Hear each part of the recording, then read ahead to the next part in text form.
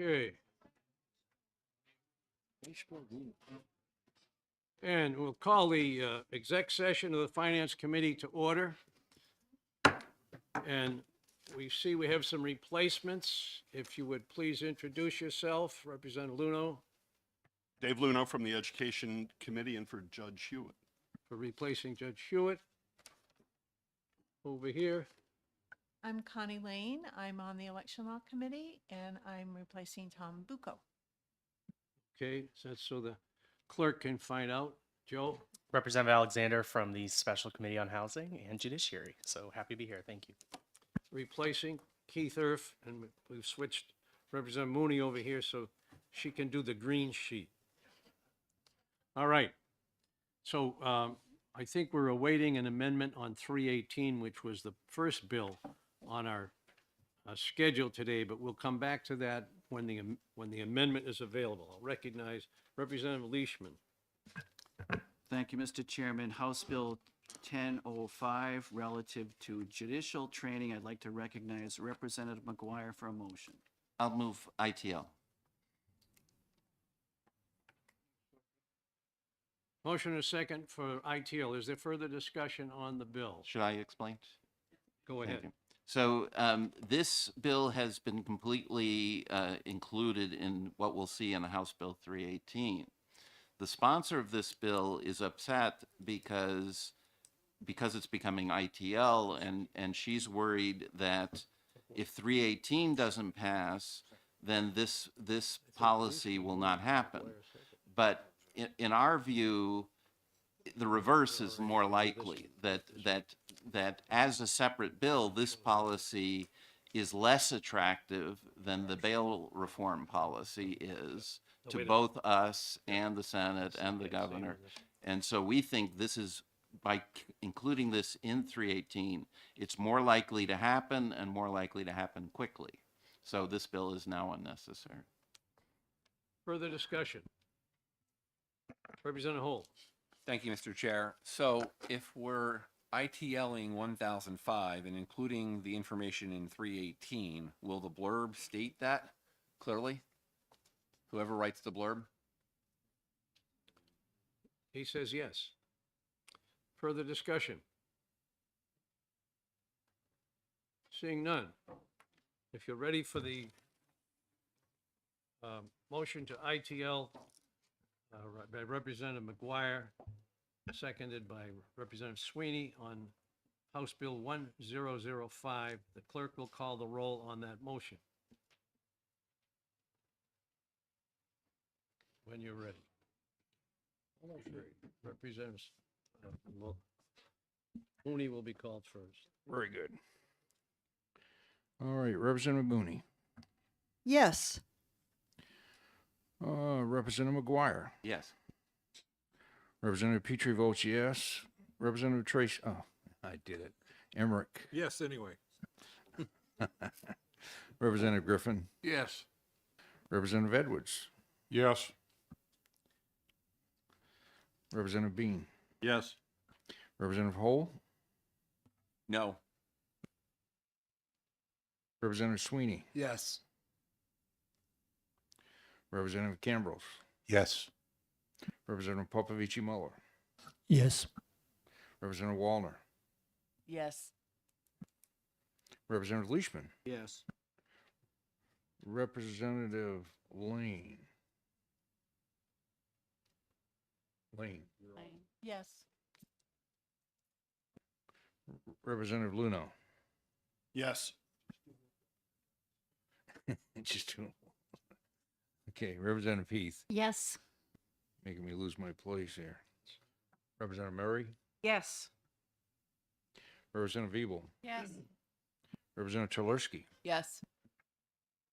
Representative Haken Phillips. Yes.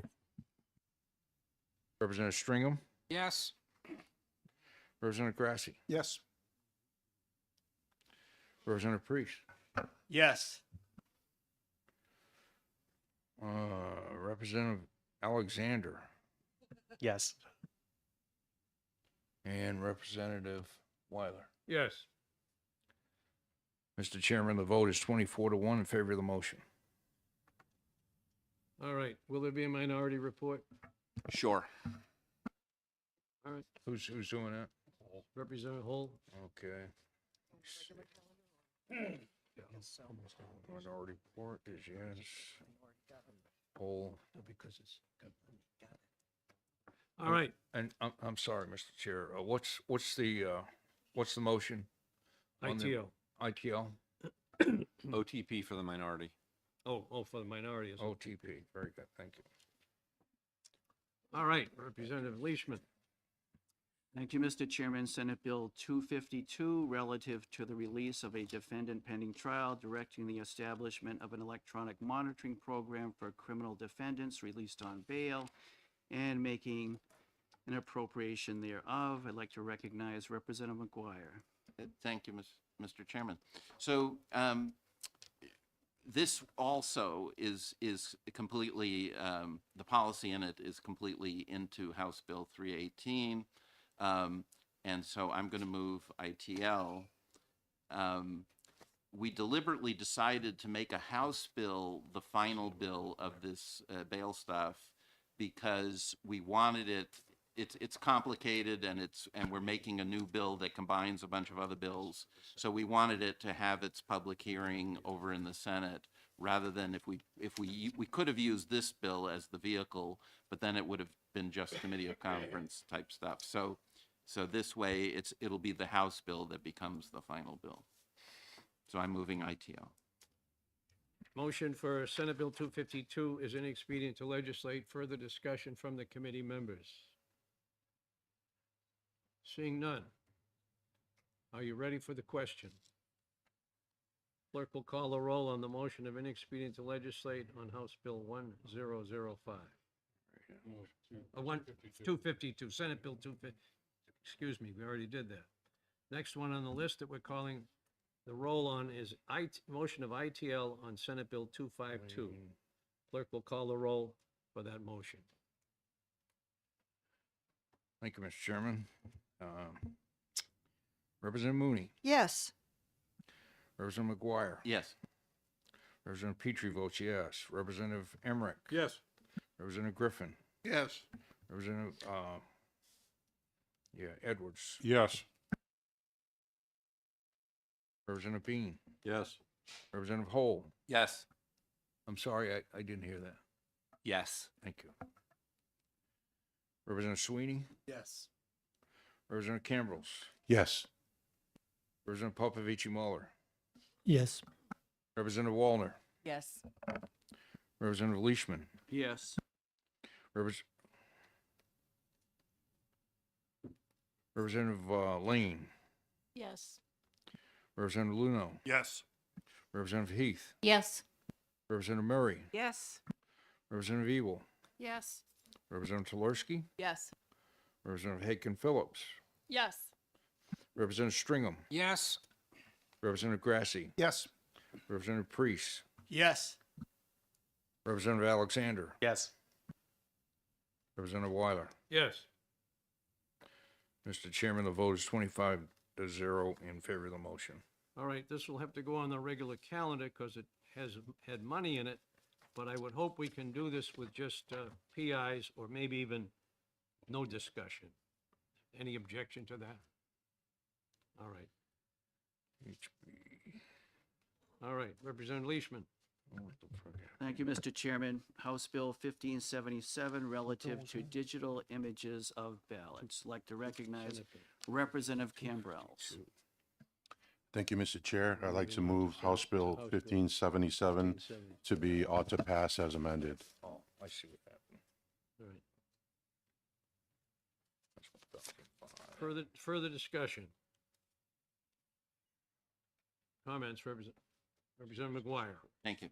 So the amendment actually has my name on it, so I probably should talk about it. So this bill this is a bill to allow the digital images captured by the new style of voting machines, which I believe 4 towns now have, to be viewed by members of the public. And so the main problem with the original bill is that it had it had a significant cost because the way the viewing was imagined was that an employee of the Secretary of State would conduct sort of viewing sessions, and any interested people could come to the viewing session, and they would display it and so on. So it required an employee.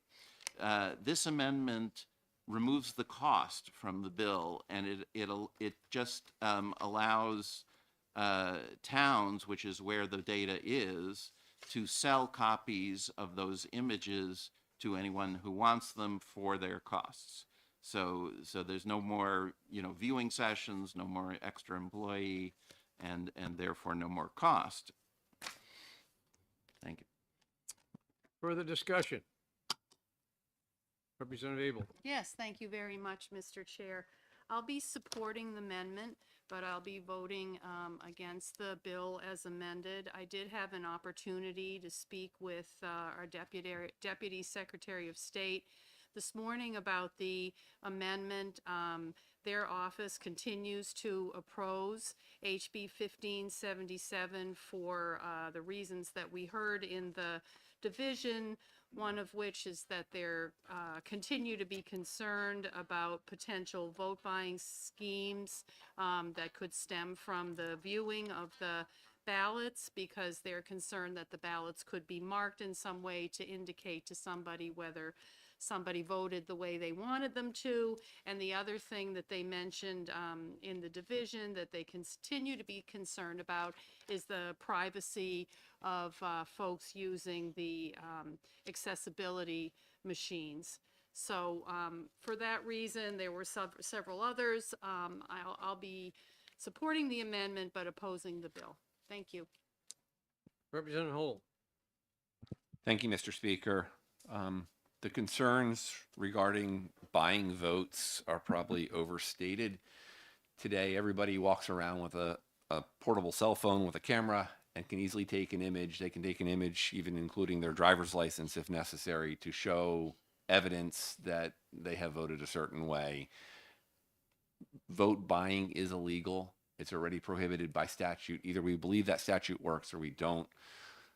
If someone wanted to do it today, the means exist today. This just allows everybody else to verify the counts and to make sure their vote was in the list of ballots that was counted. I think we all should support this. Thank you. Further discussion? Representative Cambrils. Thank you, Mr. Chair. Just a point of order. I didn't hear a second on my motion. I wanted to make sure that you had received a second. I'll second. A couple of choices. I guess we'll say Representative Griffin seconded the motion on the amendment. All right, without objection, if we can do it with a show of hands on the adoption of the amendment for House Bill 1577. All those in favor of the amendment as has been discussed, please raise your hand.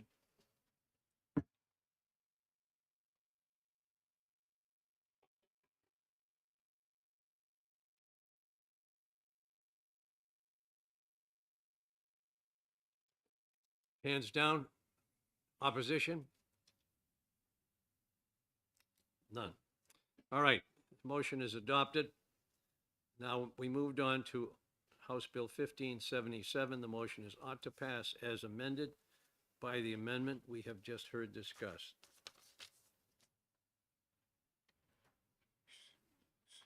Okay. Further discussion on the bill as amended? Seeing none.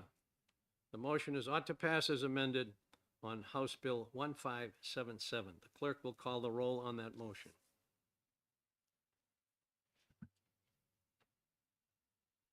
Thank you, Mr. Chairman. Representative Mooney. Yes. Representative McGuire. Yes. Representative Petrie votes yes. Representative Emmerich. Yes. Representative Griffin. Yes. Representative Edwards. Yes. Representative Bean. Yes. Representative Hall. Yes. Representative Sweeney. Yes. Representative Cambrils. Yes. Representative Popovici Muller. Yes. Representative Wallner. No. Representative Leishman. No. Representative Lane. No. Representative Lelong. No. Representative Heath. No. Representative Murray, No. Representative Ebel, No. Representative Tularski, No. Representative Haken Phillips, No. Representative Stringham, No. Representative Grassi, No. Representative Pierce. Priest. No. Representative Alexander, Yes. Representative Weiler. Yes. Mr. Chairman, the vote is 13 to 12 in favor of the motion. Okay, will there be a minority report on 1577? Yes, there will, sir. Thank you very much. I'll write it. Representative Abel. Yes, and Ebel, The motion was ITL. Oh, no, the 1577 is not to pass. Minority report will, minority be ITL. all right. I have a note here from Paul Smith, the clerk, saying if we ITL a bill with a fiscal note, then there's no money in it. It can go on the consent calendar. So we have a couple of them there that you can change to consent with our ITL. Thank you.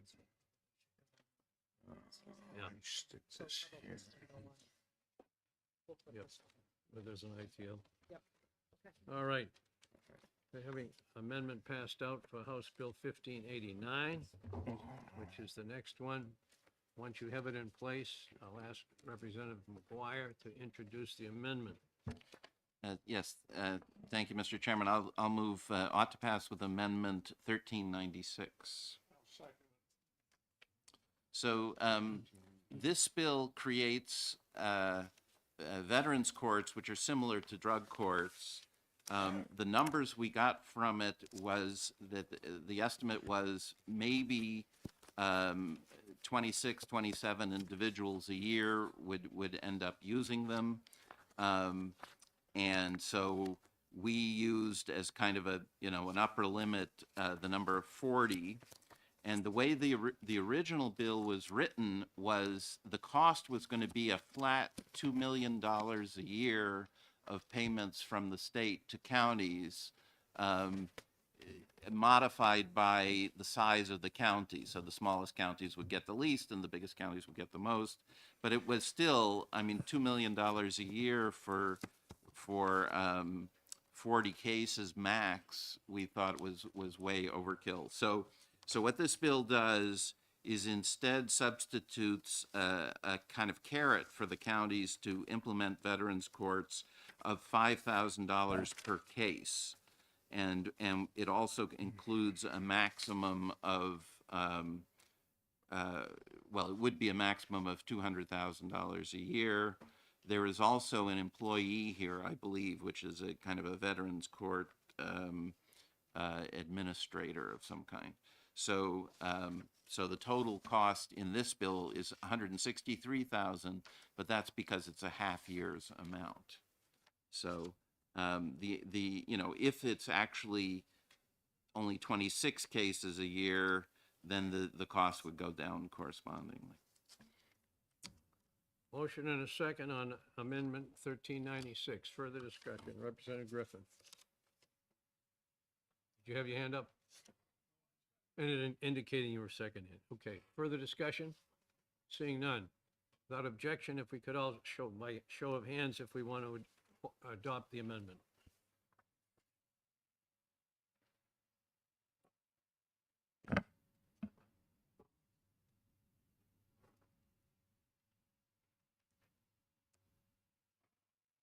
I think it's everybody.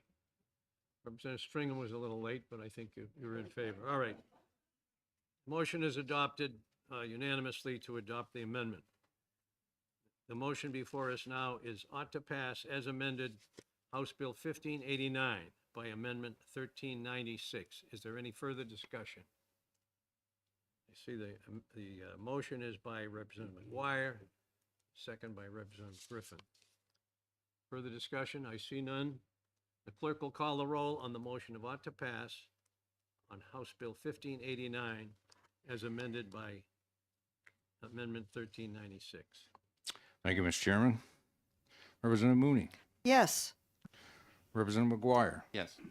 Representative Petrie votes yes. Representative Emmerich, Yes. Representative Griffin, Yes. Representative Edwards, Yes. Representative Bean, Yes. Representative Hole, Yes. Representative Sweeney, Yes. Representative Campbells, Yes. Representative Popovici Muller, Yes. Representative Wallner, Yes. Representative Leishman, Yes. Representative Lane, Yes. Representative Luno, Yes. Representative Heath, Yes. Representative Murray, Yes.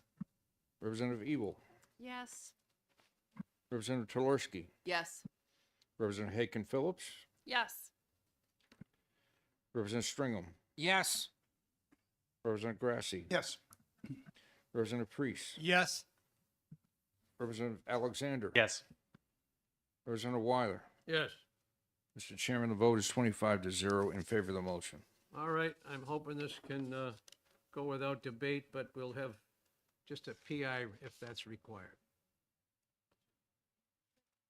Moving on, I think, is this the amendment to 318? Okay, moving on to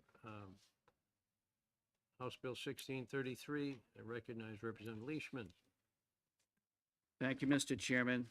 1633, relative to the legalization and regulation of cannabis and making appropriations therefore. I'd like to recognize Representative Grassi for a motion and Mr. Chairman, I move ought to pass with amendment. Okay, Representative Grassi moves. Who was the second? Sweeney. The dynamic duo. Ought to pass with the amendment 1393. Sweeney, right? Would you like to explain the changes in the amendment?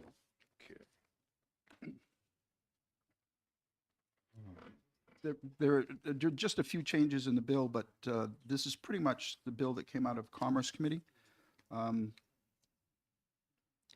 If you want me to go through and tell you exactly what the changes are, I probably can't right off the top of my head, but I defer to the chairman of the committee.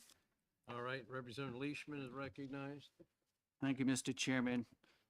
So Representative Grassi is correct. We pretty much stuck with the version that came out of the Commerce Committee. I know you all were aware of a lot of back and forth and suggestions that we accept some language that was suggested to us by a member of the Senate, but we did stick with the House version.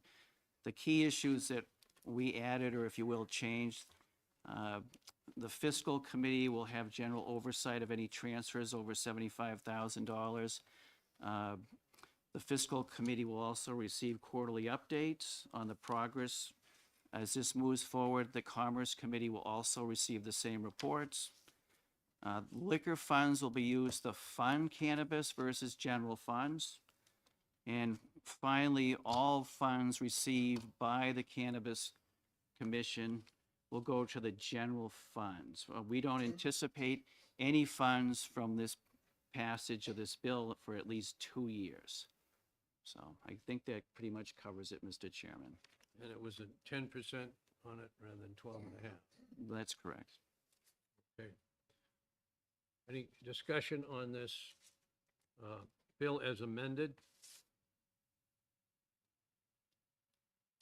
Did we vote on the amendment already? No. All right. All in favor of the amendment, please raise your hand.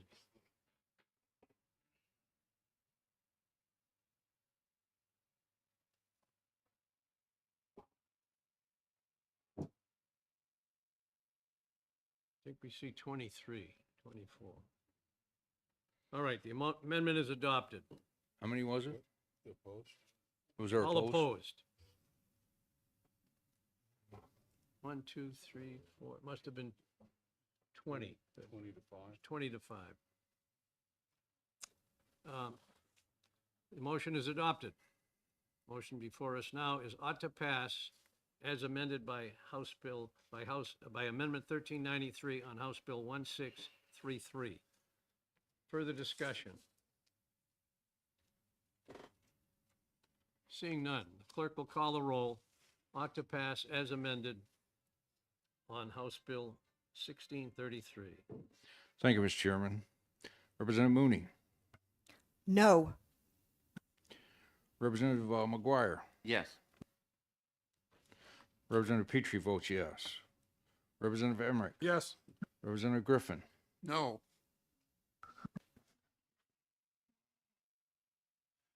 Representative Edwards, No.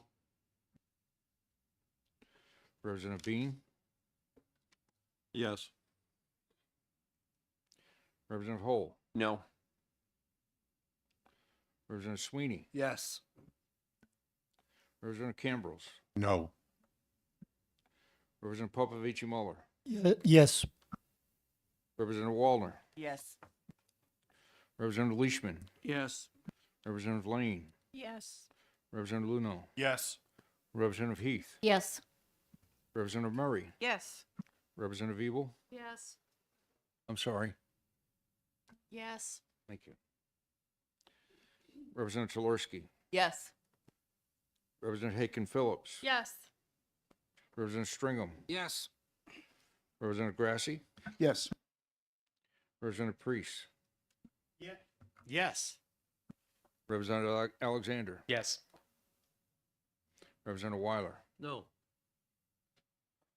Mr. Chairman, the vote is, let 19 me to see, 6. 18 to 6? That can't be right. No, 19.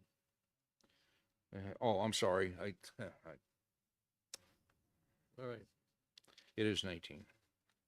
Because normally I see yours top. All right. 19 to 6 is correct. I will be writing the minority report. Okay, have we got the That's amendment for 318 yet? ITL. The amendment for 318 is being printed. Okay. Should have it shortly. All right, we'll come back to that later as it's available. And we'll move on to Division 2, and I recognize Representative Emmerich on House Bill 1202. Thank you, Mr. Chair. House Bill 1202 is relative to the issuance of permits for the alteration of driveways exiting onto public ways. And since my running back isn't there, I'll keep the ball myself. Department of Transportation came to us with a plea because the idea is that curb cuts on state roads are taking an exceptionally long time to get approved. Yeah, but the idea behind a more rapid approval is if a developer is putting in apartment building, we want to get it approved so we can have additional living spaces as soon as possible. I think the Department of Transportation kind of put a rope around their neck. They asked for 3 additional people, and we agreed. But if it is not done in a timely fashion, the curb cut is approved without Department of Transportation. That's where we are, and we supported it, so hopefully the committee will too. Is there an amendment? Shows the committee accepted an amendment, right? I don't remember that. It says here that there was. It says there was. 0971. Representative Hacken Phillips? Yeah, there was an amendment. It was 2024-0945H. Representative Alexander co-sponsored, or I guess sponsored it. So it was just a small change. My understanding, it was a technical change referencing the correct paragraph, which was incorrectly mentioned before. So it was a minor adjustment, and I think the committee 9-0 voted to approve it. Okay, who can we put down from the committee that made the motion to adopt the amendment? I'm happy to do it. I don't. Emmerich? All right, Representative Hacken Phillips. Hacken Phillips did it. Okay. 2304 was the amendment. No. 2024. So the last 4 digits was 0945. 0945 is the amendment. And who's second? Hacken Phillips, seconded by Representative Popovici Muller.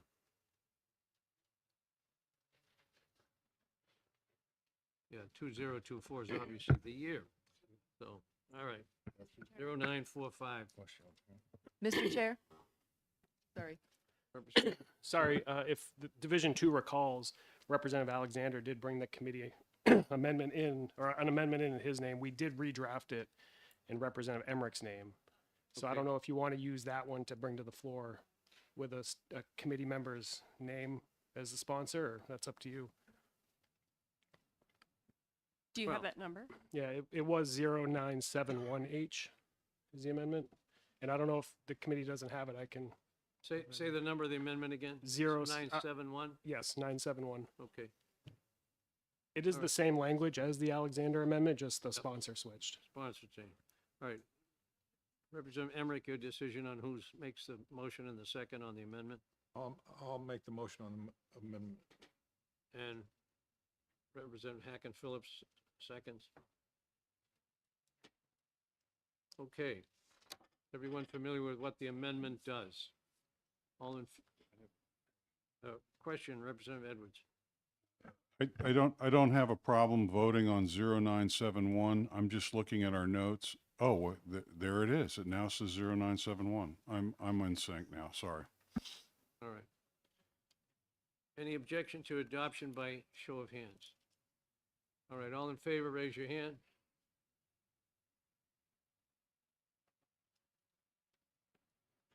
I don't see any objection. Hands down, any opposed? Looks like 25 to nothing. All right. Motion before us now is ought to pass on House Bill 1202 as amended by Amendment 0971. Further discussion? Representative Bean, your light is on. Did you want to say anything? Okay. If there's no further discussion, clerk will call a roll on the motion of ought to pass as amended on House Bill 1202. Thank you, Mr. Chairman. Representative Mooney, Yes. Representative McGuire, Yes. Representative Petrie votes yes. Representative Emmerich, Yes. Representative Griffin, Yes. Representative Edwards. Yes. Representative Bean, Yes. Representative Hall, Yes. Representative Sweeney, Yes. Representative Cambrose, Yes. Representative Popovich Muller, Yes. Representative Wallner, Yes. Representative Leishman, Yes. Representative Lane, Yes. Representative Luno, Yes. Representative Heath, Yes. Representative Murray, Yes. Representative Evil, Yes. Representative Tolarski, Yes. Representative Haken Phillips, Yes. Representative Stringham, Yes. Representative Grassy, No. Representative Priest, No. Representative Alexander, Yes. and Representative Weiler. Yes. Mr. Chairman, the vote is 23-2 in favor of the motion. Okay, and that will go on the regular calendar. No minority report, okay.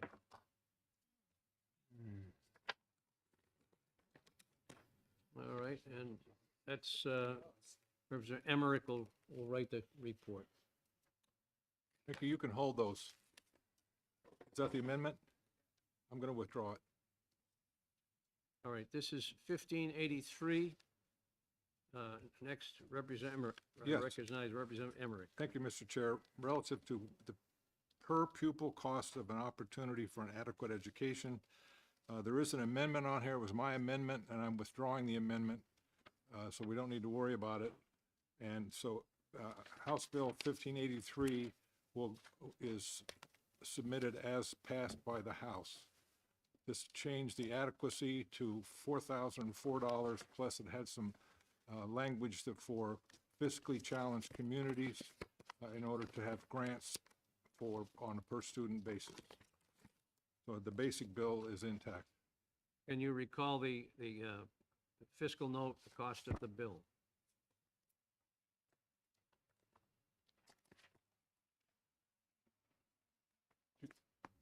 What was the cost? I don't. Mr. Landrigan.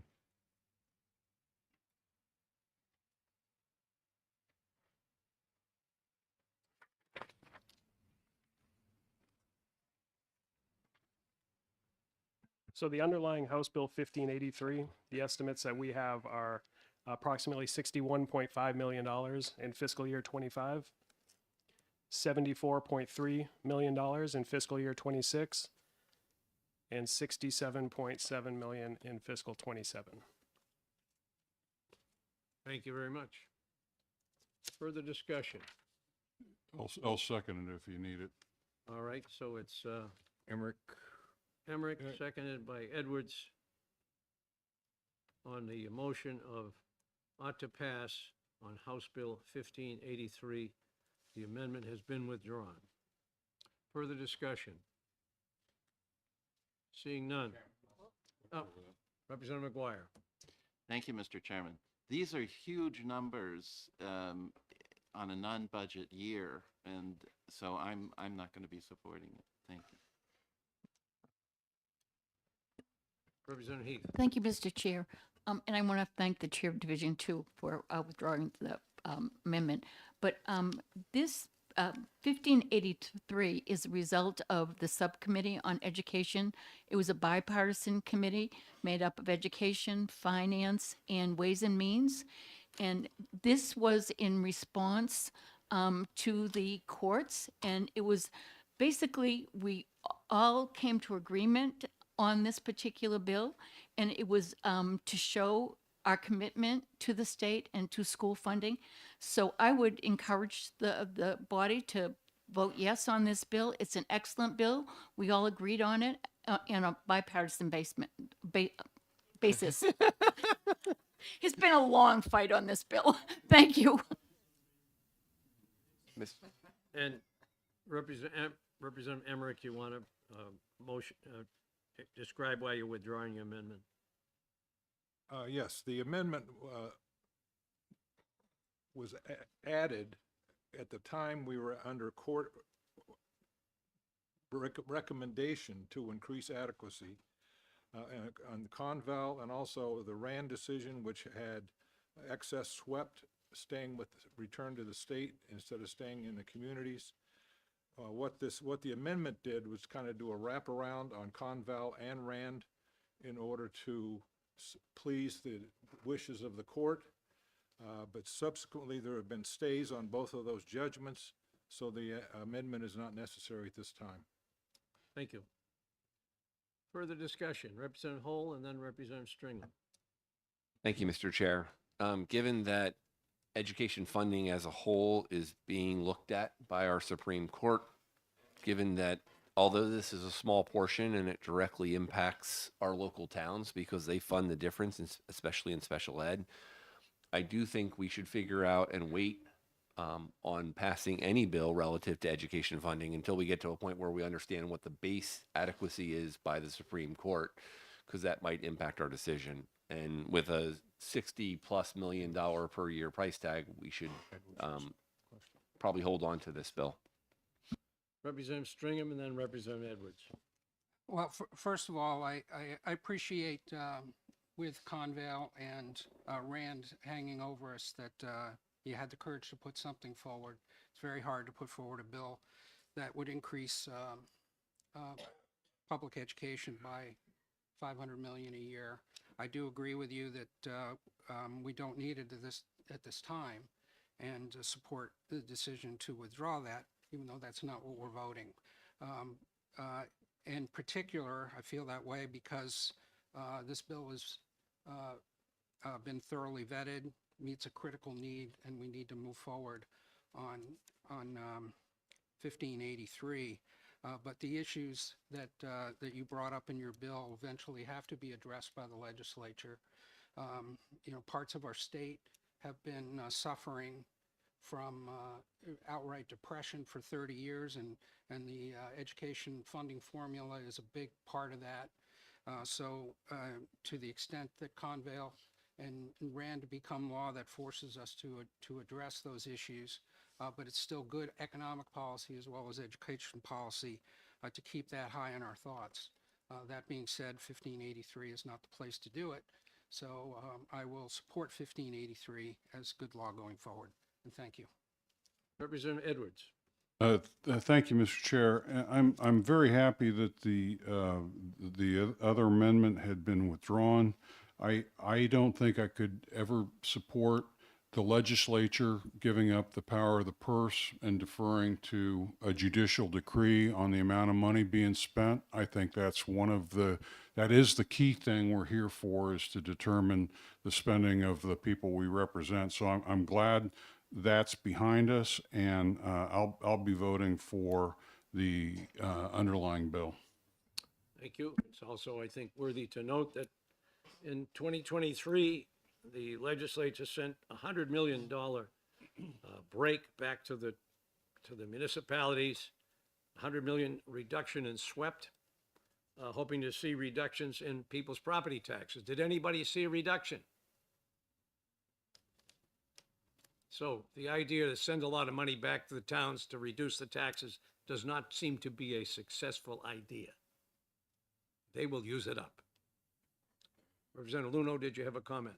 Yeah, thank you very much, Mr. Chair. So this bill 1583 and the next one 1656, both would direct precious state funding to our most underserved communities, the ones that have the most challenging times raising money to support their schools, even with especially high property taxes. When I go around knocking on doors during campaign season, the first thing that I hear from voters is, what are you doing about school funding? What are you doing about my property taxes? This bill and the next bill address those two things head on, and I hope this committee will support both. Thank you. And I'm glad you're here to report what happened in the Education Committee, in case we need that input. Thank you. All right, so the motion now before us on House Bill 1583 is ought to pass, represented by Representative Emmerich, or is it Representative Petrie, seconded by Representative Emmerich. Is that correct? I think it was Emmerich Edwards. Emmerich Edwards, okay. All right. Motion is ought to pass on House Bill 1583. Is there any further discussion? Seeing none, the clerk will call the roll on the motion of ought to pass on that bill. Thank you, Mr. Chairman. Representative Mooney. Yes. Representative McGuire. No. Representative Petrie votes no. Representative Emmerich. Yes. Representative Griffin. No. Representative Edwards. Yes. Representative Bean. Yes. Representative Hole. No. Representative Sweeney. No. Representative Cambrils. No. Representative Popovici Muller. Yes. Representative Wallner. Yes. Representative Leishman. Yes. Representative Lane. Yes. Representative Luno. Yes. Representative Heath. Yes. Representative Murray. Yes. Representative Evil. Yes. Representative Telersky. Yes. Representative Haken Phillips. Yes. Representative Stringham. Yes. Representative Grassi. Yes. Representative Priest. Yes. Representative Alexander. No. 7. And Representative Weiler. Yes. Mr. Chairman, the vote is 18-7 in favor of the motion.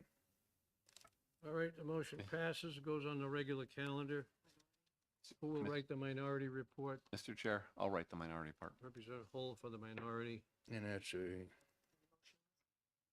Ought to pass. ITL. on that. Oh, No, what- interim study. Mr. Pete, or Representative Petrie, interim study for the minority motion. Interim study. Very good. Thank you. all right. Representative Emmerich. House Bill 1656, relative to adequate education grant amounts for pupils receiving special education services. And we do have an amendment. What this bill does is another one that came out of the joint special committee that included finance, education, and ways and means. What it does is it takes special needs and divides it up into 3 different categories and 3 different reimbursement amounts. How special. And you can see in the amendment what those reimbursement amounts are. and this is something new, because up till now, special ed had gotten one value for everybody. And what this says, it's based on your needs and the number of hours you need it per week. It defines which level of compensation the school receives. Thank you. And that was Representative Emmerich, seconded by Representative Petrie on the amendment. Does everyone understand the amendment? Are there any questions, Representative Telersky? Thank you, Mr. Chairman. I just want to clarify something. The amendment we were just handed is number 1211, and the amendment noted on the sheet from the committee is 1511. So I just want to make sure that we have the correct. Appreciate it. Thank Draft. you. 1211 is correct, Yes, that's the Thank one you. we have before us. Representative Heath. Thank you, Mr. Chair. I just wanted to let Chair Emmerich know that I too will be proposing an amendment. Thank you. Do we have a second amendment? All right, let's see, is everyone ready for a show of hands on Amendment 1211? All in favor, please raise your hand.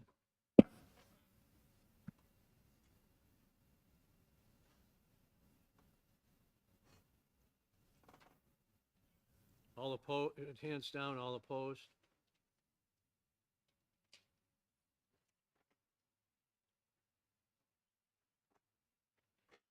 All right, looks like 13 to 12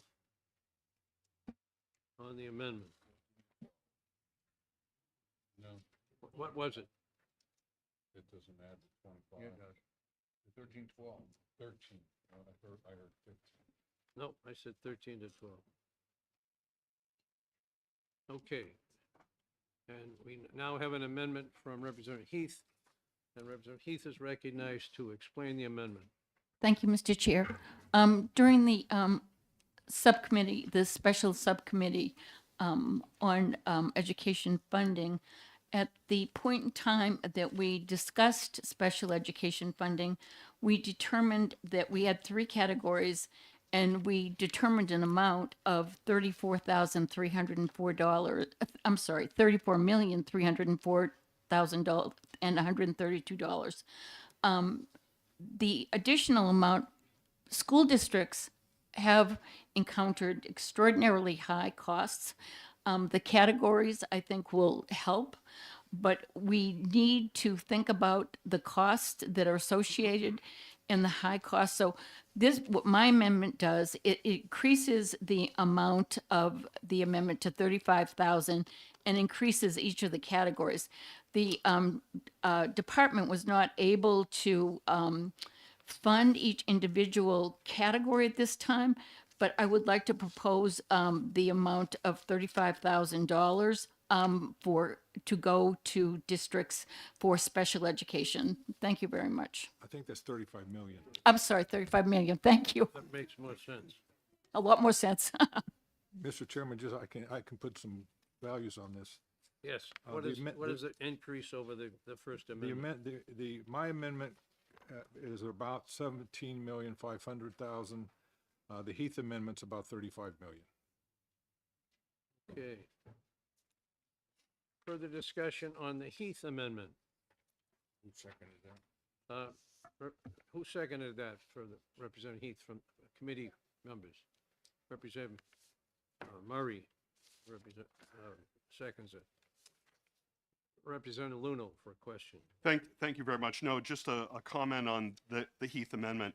The Heath Amendment does properly document the vote of the Special Subcommittee on School Funding that received bipartisan support, and it is absolutely, consistent with what the subcommittee's intent was for House Bill 1656, again with strong bipartisan support, and this is money that would address some of the highest need students in every district all across the state.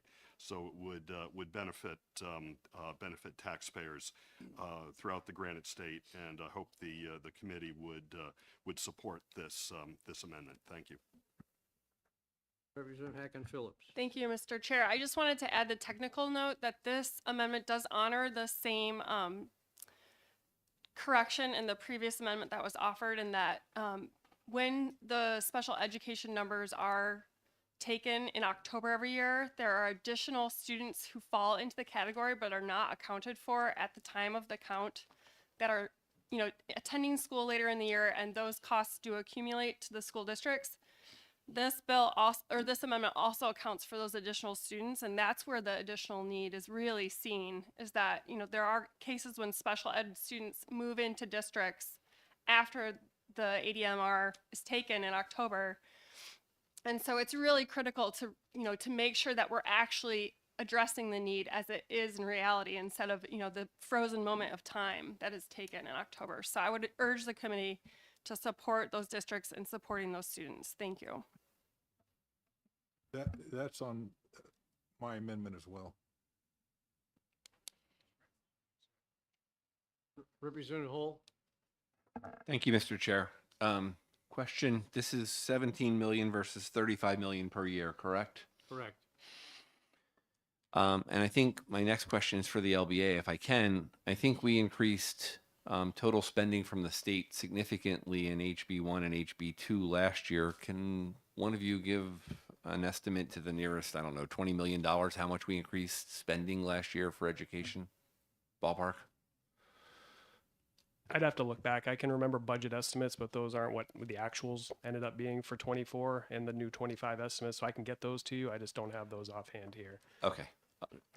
Is the 620 follow up? Follow Is up. the 62623 amendment, sorry, summary that's on the LBA website, the current one, was that the most recent for education cost, or sorry, increases in spending? Because I'm seeing a 600 million, right, total calculated education grant, and I'm just wondering if that was the final number. I don't know which document you're referring to specifically. I can try to look it up here to verify. Okay.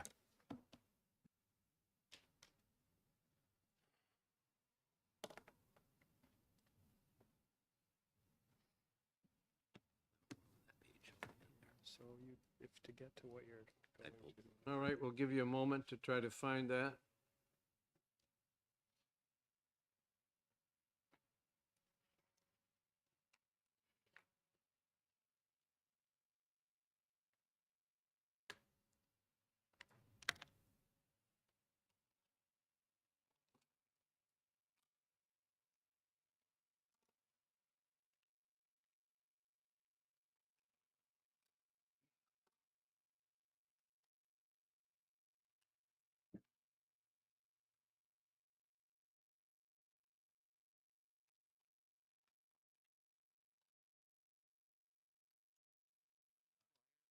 Representative McGuire?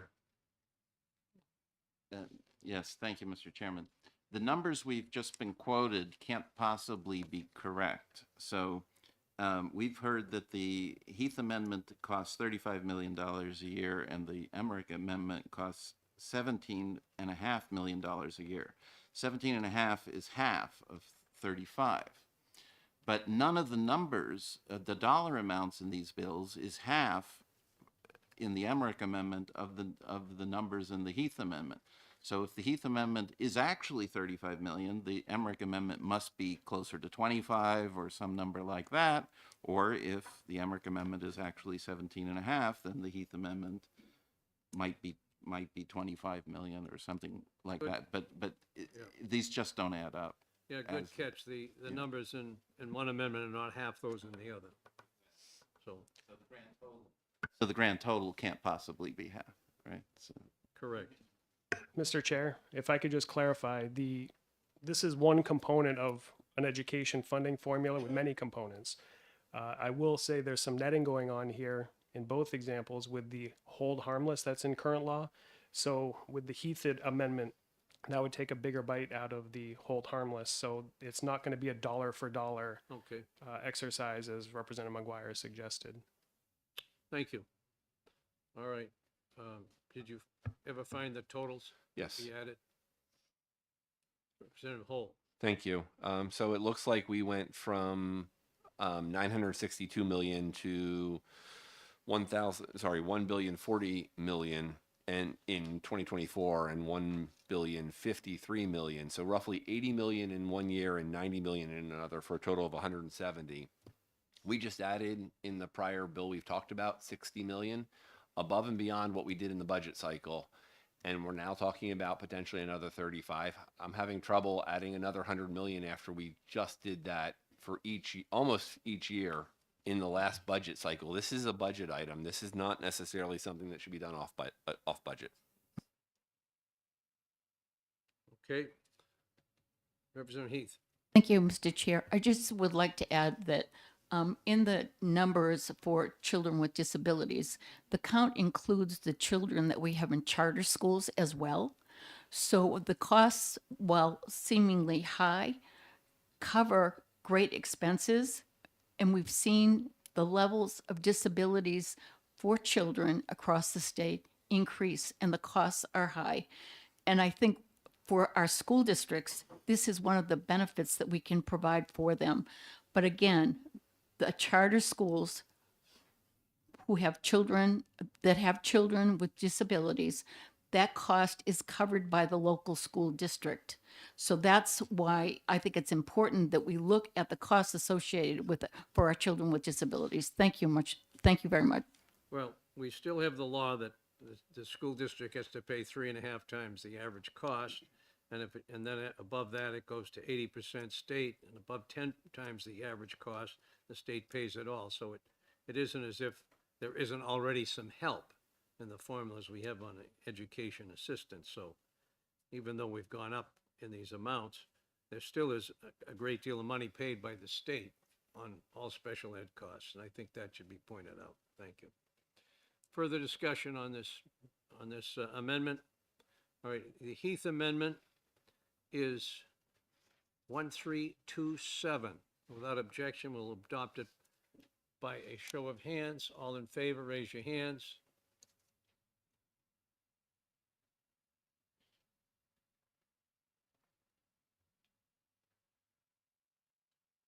Two, three,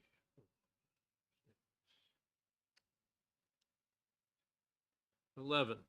Opposed?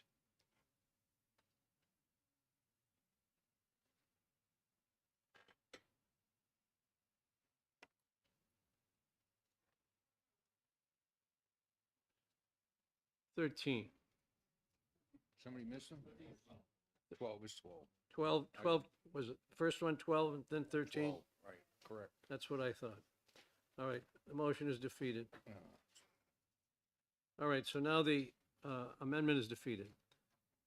Now the motion before us is ought to pass on House Bill 1656 as amended by amendment number 1211. Further discussion?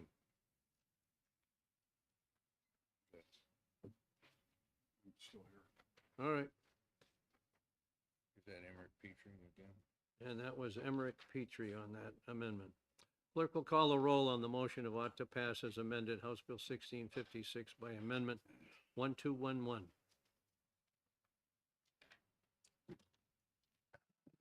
Thank you, Mr. Chairman. Representative Mooney. Yes. Representative McGuire. Yes. Representative Petrie votes yes. Representative Emmerich. Yes. Representative Griffin. Yes. Representative Edwards. Yes. Representative Bean. Yes.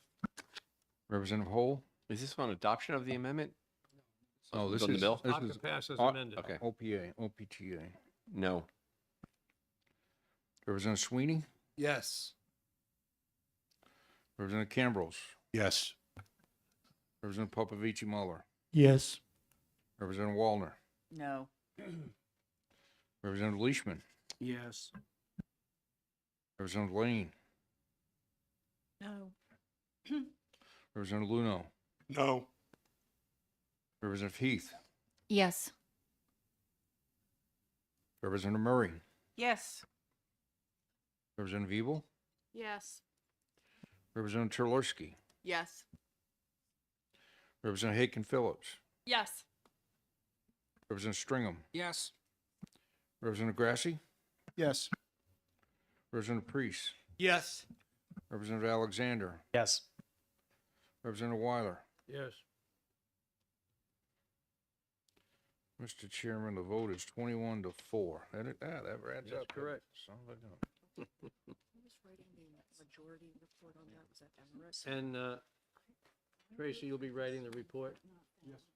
And Representative Heath, you'll be writing a minority? And that's, what's the motion on the minority? What's, Yeah, but you're gonna write the minority report? no, you voted yes, okay. Who voted minority? I did. All right, so you will be writing it? Okay. And what's the? And what will be the, on the other amendment? Okay.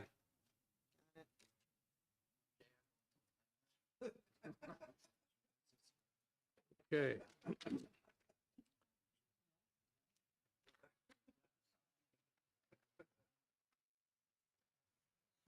We got an amendment yet for 318?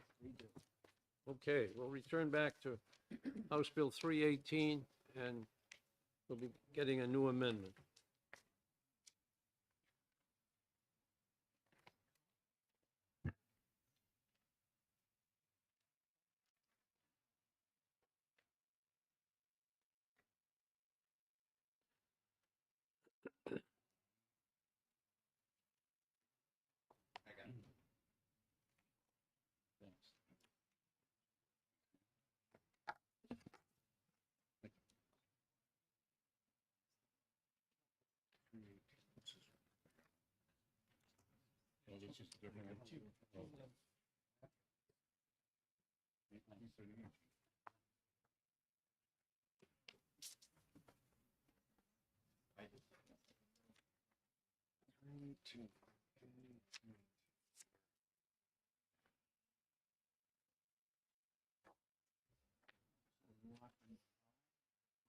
Okay. Representative Leishman is recognized, and you have two amendments before us. Thank you, Mr. Chairman. House, excuse me, House Bill 318, relative to bail commissioners and making appropriations to the judicial branch.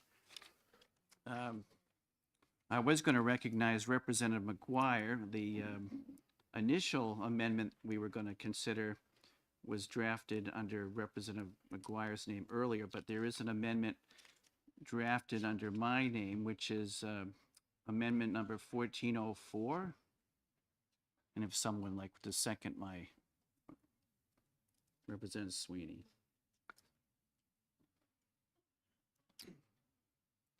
Is that a motion?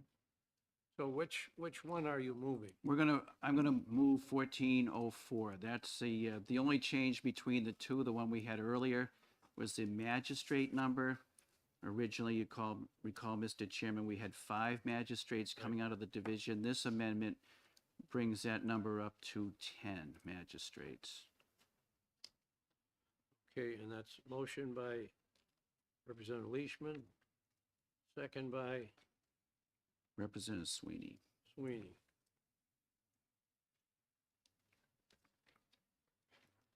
And I believe there is discussion, Mr. Chairman, Representative McGuire. Representative McGuire. Thank you, Mr. Chairman and Mr. Chairman. Could we hand out this? This is a complicated bill because it's from 3 or 4, depending on how you count, different bills that we received. We've combined them all into a single bill to make it easier to read and easier to understand. And we don't yet have a fiscal note for it, so I did a little, handout here that will explain the numbers involved. I mean, these are not Division 2 scale of numbers.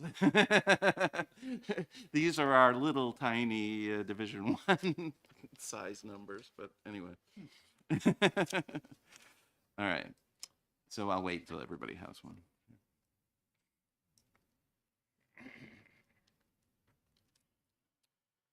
Okay. All right. Thank you for pointing out the differences. Yes, so what this bill does, all of these bills are about bail and also including training of judges. So the Criminal Justice Committee mostly has, and though I guess some came from the Judiciary Committee, but anyways, they've proposed a fair number of changes to the way bail is determined and what happens to people when they're out on bail and so on. So I'll just go down the list of the money. These are all the money items. Number one is they're proposing hiring a new category of judiciary employee called a magistrate. There aren't any magistrates right now. You can think of a magistrate as a kind of a junior judge. A magistrate can do some things that a judge can do, but not everything. Can't conduct trials, but can decide on bail, can put out search warrants, and some other things that are in the bill.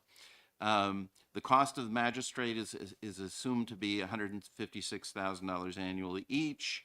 The main bone of contention between the majority and the minority on this bill is the number of magistrates.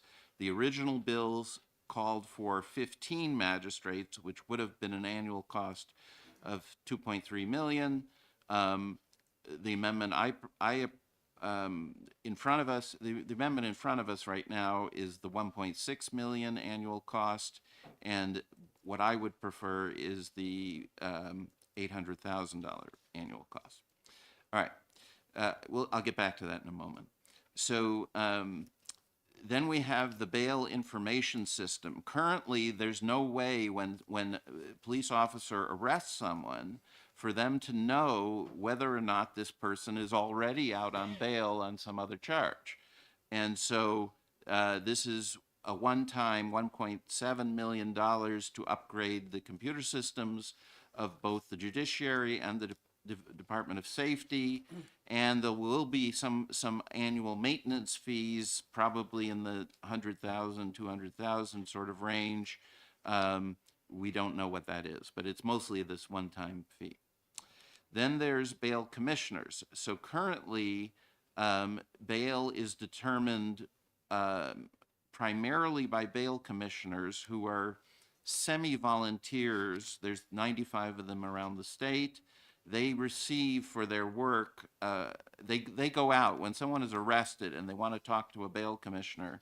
They go out in the middle of the night, on weekends, whenever, to the police station where the person is being held. They speak with the accused. They determine if there's going to be bail and what the conditions might be. And they are paid a $40 fee by the accused. These amendments increase that $40 fee to $60. And it also, in the case where the accused is indigent, it doesn't pay the $40 or the $60, that would be paid for by the state. So they would be guaranteed to get the money, when right now many of them don't get paid on all cases. And so I would estimate, and this is really just a guess, that there might be 4,000 annual indigent cases. So times $60, that's an extra $240,000 annually. All right.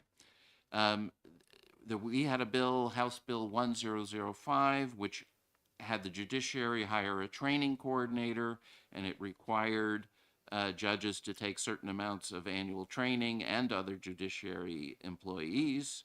So that bill has been included in House Bill 318, and and that training coordinator is charged with doing training for the bail commissioners, setting up a training program for the bail commissioners and the magistrates. And so that's an annual cost of maybe $100,000, maybe a little bit more for that person. The bills require that people out on bail for serious crimes, so for a list, certain crimes that are very serious, violent crimes and so on, that if they're out on bail, they must be monitored with ankle bracelets. The original bills had the courts doing that, but that was turned out to be unfeasible. The courts do not do pretrial monitoring, or they don't have a pretrial division. Some states do that, but not in New Hampshire. In New Hampshire, all the pretrial monitoring and supervision is done by counties. So these amendments move the responsibility for ankle bracelets to counties and allow them to charge the accused, which is what they do. 4 counties already do this, 6 counties don't, but they all charge the accused who's out on bail the cost of the ankle bracelets. And so we've continued that. So it appears to us like there is no cost to it because it's being paid by the accused. And then there's other aspects of these bills that will cost money or save money. So first of all, the cases where people will not be allowed to be bailed seems like it would go up a bit because of this legislation. So therefore, if more people are in jail, jail is more expensive than bail, so there might be more costs involved there. But then, on the other hand, maybe some who are currently in jail will be let out with ankle bracelets. Ankle bracelets cost less, even if the person is indigent, than putting somebody in jail, so there might be fewer people that way. And then there's the aspect that magistrates will relieve some of the work done by judges. And so therefore, maybe cases would be processed faster. And if somebody is in jail waiting on their case being processed, there might be less cost, although, if the case gets processed quicker and if the person ends up not going to prison, right? But on the other hand, almost everybody who's accused is found guilty later on in the process, so I'm not sure how big this number will be, but there's something. Okay, let's go back to magistrates. So the way these bills came to us was that they changed certain serious crimes. Those serious violent crimes can no longer be bail decisions can no longer be made by bail commissioners for those classes of crimes. We're talking about rape or serious domestic violence or obviously murder. Nobody gets bailed for anyways. But for those serious crimes, only magistrates will be able to, or judges, can make those decisions. And so the original bills sort of theorized that 15 magistrates could sort of blanket the state and make those decisions sort of on weekends and so on. One other thing these bills do, by the way, is currently, if somebody's arrested on a weekend and they don't see a bail commissioner, they can sit in jail for a few days because until it's a weekday and then they see a judge who makes the bail decision. But these bills require that bail decisions be made within 24 hours.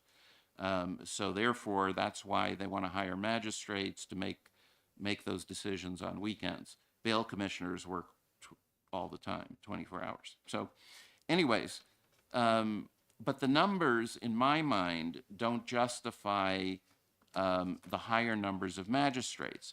The numbers of cases that magistrates are required to decide based on these bills is about 1,400 cases a year. So that means it's roughly 30 cases a week.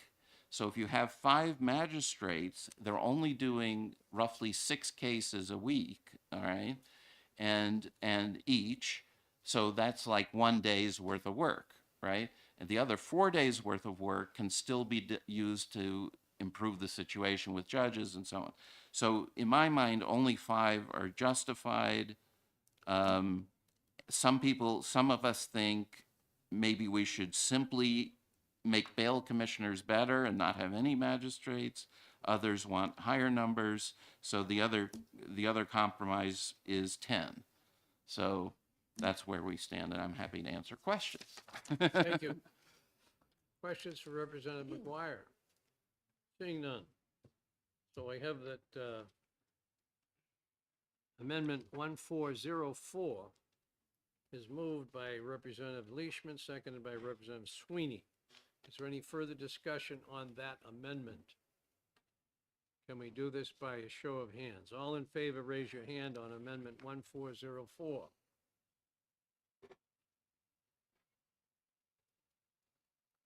I think I see 23. Hands down, opposed. All right, 2 opposed. Oh, I missed, who did I miss? All right, 22 to 3.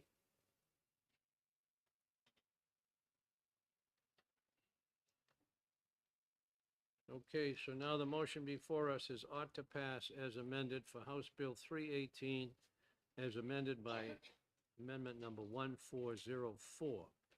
Further discussion on that motion? Representative McGuire, turned on your light. Did you have further? I'm sorry, I'm ready to vote. Okay, thank you. Seeing no further discussion, the clerk will call the roll on the motion of House Bill 318 ought to pass as amended by amendment number 1404. Motion of ought to pass as amended. Thank you, Mr. Chairman. Representative Mooney. Yes. Representative McGuire. Yes. Representative Petrie votes yes. Representative Emmerich. Yes. Representative Griffin. Yes. Representative Edwards. Yes. Representative Bean. Yes. Representative Hole. Yes. Representative Sweeney. Yes. Representative Campbells. No. Representative Popovich Muller. Yes. Representative Wallner. Yes. Representative Leishman. Yes. Representative Lane. Yes. Representative Luno. Yes. Representative Heath. Yes. Representative Murray. Yes. Representative Ebel. Yes. Representative Tulorsky. Yes. Representative Haken Phillips. Yes. Representative Stringham. Yes. Representative Grassi. Yes. Representative Priest. Yes. Representative Alexander. Yes. Representative Weiler. Yes. Mr. Chair, the vote is 24 to 1 in favor of the motion. All right. Representative Leishman going to write the report? Okay. And is there a minority report? Okay, no minority. Thank you. All right. We finished with Division 1 bills. We're next going to recognize Representative Edwards for the Division 3 bills on the second page. Thank you, Mr. Chair. We've got 4 bills here today. First one up is 1363. I would look to Representative Mooney to make a motion. Thank you, Mr. Chair. Mr. Chair, I would move ITL on House Bill 1363. ITL. I'd like to speak a little to that, Mr. Chair. You are recognized. The underlying bill would allow members of the general court and their family to receive an employee benefit labeled the Employee Assistance Program. There was no debate really in the Division 3 about the quality and the importance of EAP programs for employees, for corporations invest in these programs because they make a lot of sense. Issue isn't about the program. In my instance, I oppose 1363 primarily because it would go into effect in the next term, and I think a lot of us would be asked to vote for a bill that we can kind of forecast whether or not we'll benefit personally from it. And then the other bigger thing, though. You want to second this? Oh, didn't I second? I meant to second it. All right. Yes, sir. And then the bigger issue is our compensation is laid out in the Constitution. It's $100 a year. This would be a new benefit for which members would not be expected to pay anything themselves into the program. This would all come from an increase in the speaker's budget. While there are other examples like dental insurance and health insurance that general court members can pay for, those are programs that the member pays for themselves. So it's different in that case. So for those reasons, I would ask people to support Representative Mooney's ITL recommendation. Representative Tulerski. Thank you very much, Mr. Chairman. I support House Bill 1363, and I do have an amendment if this motion is unsuccessful that will address the concerns that Representative Edwards just pointed out. The EAP program provides confidential assistance on issues that affect our overall well-being by providing referrals and support to such issues like emotional health, financial concerns, family challenges, health management, substance misuse, gambling, and more. Providing access to the EAP would encourage our overall well-being as legislators to better serve our constituents and would be a valuable tool for the Speaker's office, the Senate President, the leadership, caucus leadership, as they often attempt to assist legislators as they struggle with challenges that affect our ability to do our work. My amendment, if I would be able to introduce it when we get to that point, addresses the concerns that were just outlined. It clarifies who qualifies. It includes language that the legislators are not considered employees, that there should not be any unintended consequences. And it actually pushes the effective date out to 2027, which is clear that we would not be adding any kind of benefit as there are 2 elections between now and then, and none of us really know what the situation will be in 2027 and who will be returning. Supporters of this bill believe that it's simply an expansion of our already existing wellness program that the General Court has, that really is embodied in our State House nurse. We already have access to such things as health education and guidance for our well-being. And I'd like to point everyone's attention to the email that came out from the Speaker's office, the newsletter just this weekend, which announced Health Screening Day scheduled on April 30th. The event is described like this. During the event, you will have the opportunity to have your blood pressure checked, assess your balance, learn hands-only CPR, AED operation, and stop the bleed techniques. In addition, you can receive stress reduction tips, obtain nutritional counseling, enjoy chair massages, and information on yoga, meditation, and Reiki. We encourage you to take advantage of this valuable opportunity to prioritize your health and well-being. So I think this bill just is a direct extension of Health Screening Day, as the Speaker has scheduled with our State House nurse, by preventing sickness and crisis and allowing us to do our work. I don't see this bill as compensation in any such way for us as legislators. Finally, the fiscal note, while it was not revised for my amendment, it's my understanding this bill would cost about $18,000 a year, and the legislative branch has stated that it can absorb this cost within the existing appropriation. Therefore, I encourage everyone to vote no on the ITL so that we can look at my amendment and promote wellness as a priority for all of us to be able to serve our constituents better. Thank you. Representative Stringham is recognized. Yes, thank you, Mr. Chair. You know, I felt like the big concern about this is, you know, the term employee, and that those of us serving in the legislatures are not employees, and we're not.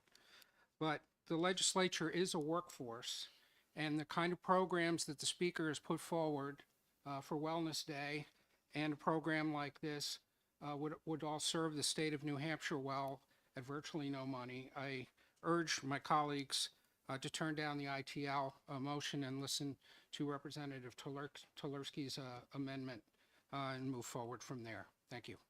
Representative Priest. Thank you, Mr. Chairman. I will also be opposing the ITL bill and will be supporting the amendment that will be offered up by the representative, which is regarding the term date of this bill. I did see on a first-hand basis the value of this program to my employees while I was the executive director for the Southern New Hampshire Planning Commission. And I saw that the benefits of this program clearly outweighed the minimal cost that will be provided, that will be spent for its costs. And so I would urge you all to reconsider and vote down the ITL and vote for the amendment that will be offered and support this bill. Thank you. Representative Edwards. This is really just a clarification question for Representative Tulerski. Is the amendment that you're preparing to introduce exactly the same as the one we talked about in committee, or are there some minor variations between the committee version and this version? We had looked at two different amendments regarding this bill. One was from you, which pushed the date out 10 years. And then the other one was the one that I would propose, which addresses the three concerns that you had. So it's the same one. Thank you for that. Further discussion. Representative McGuire. Thank you, Mr. Chairman. So I have a possibly relevant personal experience because I buy the health and the dental myself. And back in January, I got an email saying, if you sign up for this diet program, we'll send you a free scale and Fitbit, and at no cost to you, right? And it's from this program, from this health thing. And so I did, okay? And so now here I am, 30 pounds lighter, and I got a bill. All right, for the program. And so I called them up and I said, you sent me an email saying no cost to you, da, da, da. And so they said, okay, we'll take care of it. And so then a few weeks later, I got another bill where they say, we cover like $30 and your part's $150. So I'm about to make a new phone call tomorrow maybe on that. But so we don't seem to get all of these ancillary things. And I don't know if anybody could say whether this particular program, I do know that employees get like gym memberships and other things. So is that all included in with what we're talking about here or not? I don't know. Representative Tulerski may know. Thank you, Mr. Chairman. No, not at all. This is very similar to referrals. Say, Representative McGuire, you went, were in some kind of crisis. Let's say you found out, you were diagnosed with diabetes, unexpected. You're struggling to put it all together, get the education materials you need, get the dietary nutrition counseling you need. You could go to the EAP program and they would have a number of referrals that could direct you to the right resources to help you get through that crisis moment in your life as you're trying to absorb all that and be able to then serve your constituents, not miss a day in session, and show up and have the necessary materials that you need. It's not reimbursing any gym memberships. It's not any free running shoes. It's not Fitbits. This is all informational Thank you. referrals. Representative Edwards. I would agree with everything Representative Tulerski just said, but I would also say that like any benefit program, this is subject to modification in the future, and that modification would be done by the people who control the state employee EAP program, and the general court would already be automatically tied to it. So I still oppose the amendment. Further discussion. The motion before us is inexpedient to legislate on House Bill 1363. If there's no further discussion, the clerk will call the roll on that motion. Thank you, Mr. Chairman. Representative Mooney, Yes. Representative McGuire, Yes. Representative Petrie votes yes. Representative Emmerich, Yes. Representative Griffin, Yes. Representative Edwards. Yes. Representative Bean, Yes. Representative Hull, Yes. Representative Sweeney, Yes. Representative Campbells, Yes. Representative Popovich Muller, Yes. Representative Wallner, No. Representative Leishman, No. Representative Lane, No. Representative Luno, No. Representative Heath, No. Representative Murray, No. Representative Ebel, No. Representative Tulorsky, No. Representative Haken Phillips, No. Representative Stringham, No. Representative Grassi, No. Representative Priest, No. Representative Alexander. Yes. Representative Weiler. Yes. Mr. Chairman, the vote is 13 to 12 in favor of the amendment to kill the bill. The ITL motion. To Motion kill is the- ITL. ITL. ITL motion passes. Will there be a minority report? There most definitely will. Thank you. Representative Tulorsky will write the minority. And what will the motion will be? It will be ought to pass as amended. Okay. And the majority report will be I'll write that. Representative Edwards. It's 13 to 12. Okay, Representative Edwards.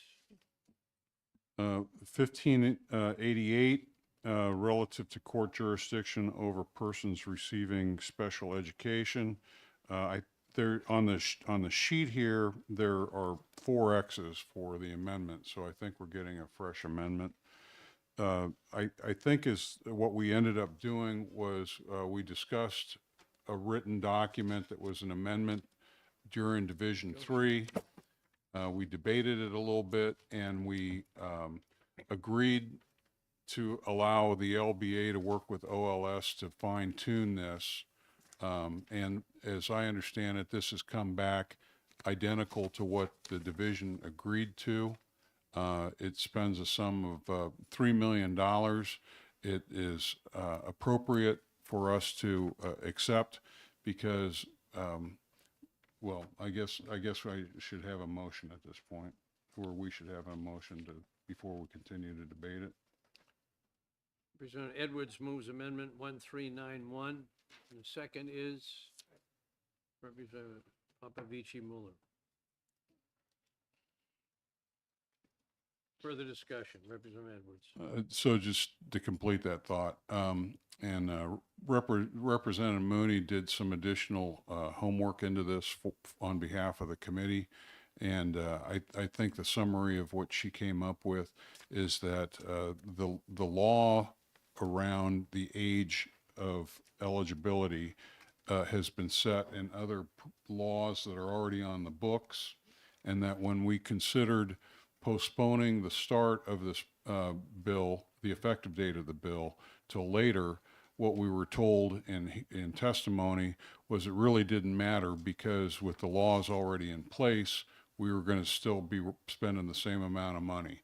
So what this amendment and this bill does is it gets our actual government aligned across all the departments using the same eligibility date, and it also puts the appropriation for it on top of the table instead of circumventing and being backfilled.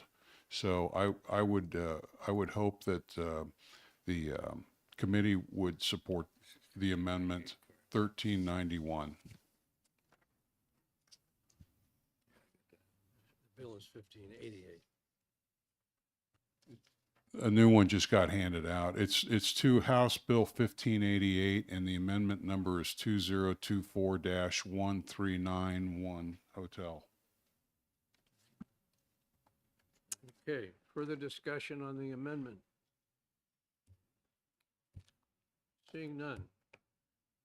Is it acceptable for a show of hands? All in favor of adopting the amendment, raise your hands. I see 25. Hands down. Any opposition? That's unanimous.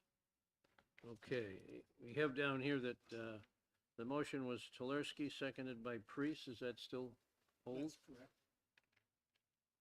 Okay. So the motion before us now is ought to pass as amended by ought to pass as amended, House Bill 1588 as amended by 1391. Is there any further discussion on that motion ought to pass as amended? Seeing none, the clerk will call the roll on that motion. Thank you, Mr. Chairman. Representative Mooney, Yes. Representative McGuire, Yes. Representative Petrie votes yes. Representative Emmerich, Yes. Representative Griffin, Yes. Representative Edwards. Yes. Representative Bean. Yes. Representative Hole. Yes. Representative Sweeney. Yes. Representative Cambrels. Yes. Representative Popovich Muller. Yes. Representative Wallner. Yes. Representative Leishman. Yes. Representative Lane. Yes. Representative Luno. Yes. Representative Heath. Yes. Representative Murray. Yes. Representative Evil. Yes. Representative Tulersky. Yes. Was that a no? Did I hear that correct? No, I said yes. Oh, I'm sorry. Sometimes it sounds like yes and no, and make sure. Representative Haken Phillips. Yes. Representative Stringham. Yes. Representative Grassi. Yes. Representative Priest. Yes. Yes. Representative Alexander. Yes. Representative Weiler. Yes. Mr. Chairman, the vote is 25-0 in favor of the motion. Okay. And So- Representative Tulersky will write the report. I think Representative Mooney made the original motion. All right. I mean, am I wrong? Representative Mooney will write the report. Yeah, I'll do it. Okay, so I have it already. Oh, you do? Oh, All right, well, then, there you go. Well, it is unlikely not to have a debate. So if one of you has a PI, that may be all that's required, and likely nothing. Okay. Well, no, if it goes down, quite often we've seen things with this sort of vote, where the speaker just moves ahead and just calls for the vote, voice vote. So I expect with as many bills that will be on the calendar from this committee, that he'll be going through them as quickly as he can, which is, I say again, if we can just do PIs on some of these, when you want to have more than that, please send me a message that you want more than a PI, so we'll be ready for it on both sides. Okay, so Representative Priest for the committee report. Okay. Priest. And like I said, if you have a good PI, you may not get to use it, but you might be called on. Representative Edwards. Thank you. I'd like to just tee up House Bill 1598. I think this is going to aim towards an OTPA. There's I believe, a Representative Wallner amendment, 1183. And Representative Wallner, we didn't rehearse this. I suspect you're able to speak to your amendment.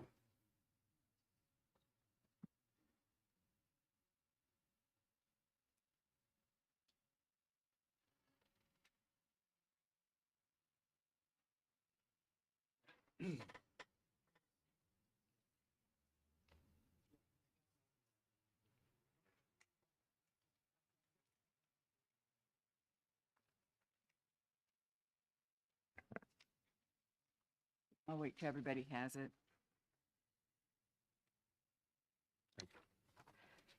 All right, I'll wait till everybody has an amendment.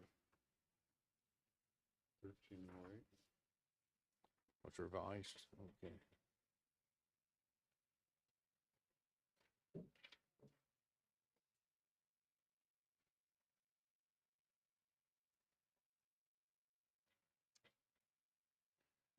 So Representative Wallner, whichever amendment version you care to introduce, I'm okay with. Okay, well, this is 1308H.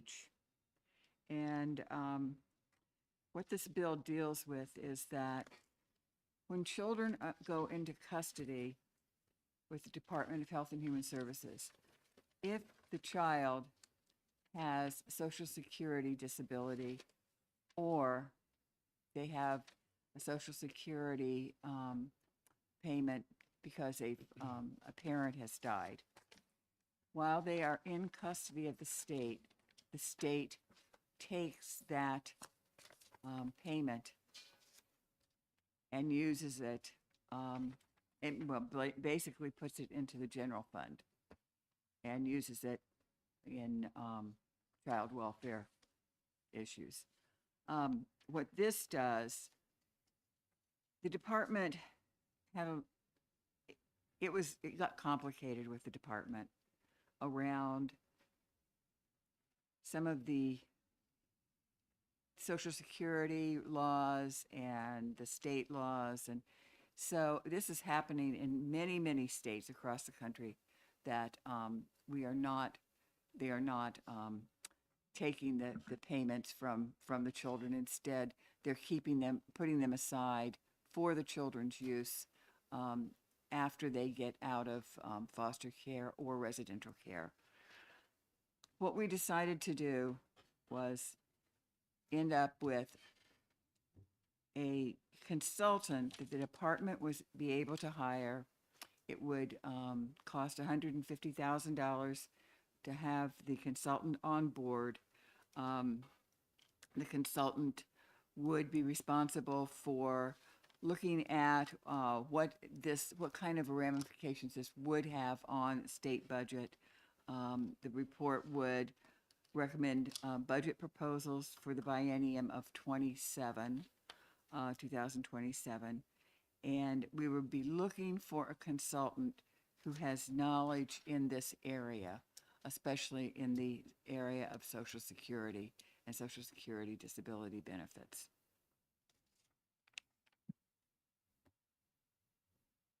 Further discussion. Representative Holm. Thank you, Mr. Chair. I believe Mr. Ripple has another amendment as well. I'd like 1365 copies to at least put it on the floor for discussion.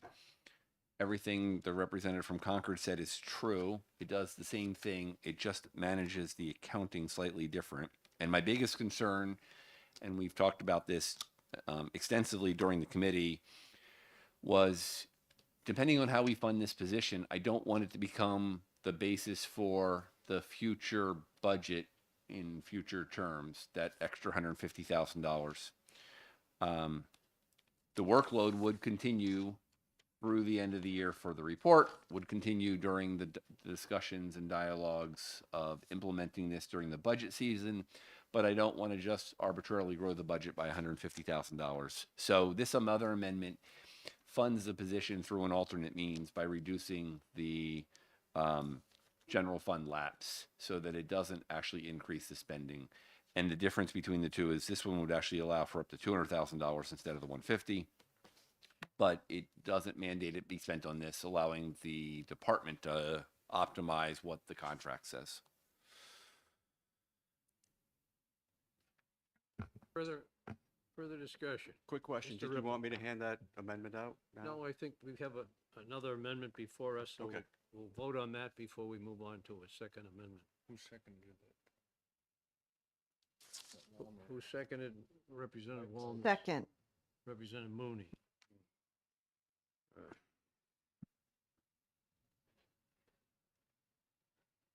Okay, McGuire for a comment. Representative McGuire. Thank you, Mr. Chairman. I have a question. How much Social Security money is in dispute here, and would this bill cause that to go away, or is it just to make a decision, sort of? Representative Walner. That's an excellent question, and one of the questions that we have been looking for an answer to for a while. And that's one of the things that the consultant would help the department figure this out. And also we never were really able to pin down the actual number of children that the state is caring for who have Social Security disability, either because the child's disability.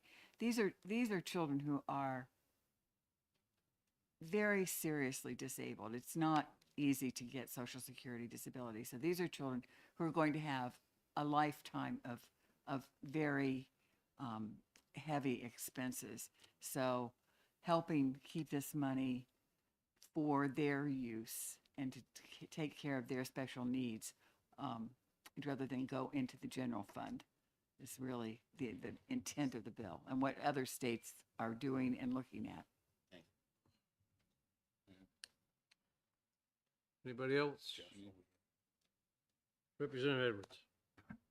Thank you, Mr. Chair. I appreciate the work that Representative Wallner put in on this. The Division III discussion on this, initially we were talking about 200,000 and there was a consensus at 150. So she included that amount and we talked about it offline. And this is exactly what I was hoping she'd bring forward. So I will be voting for this amendment. Okay. Have an amendment before us, 1308. And if there's no further discussion, let's vote on that by a show of hands. All in favor?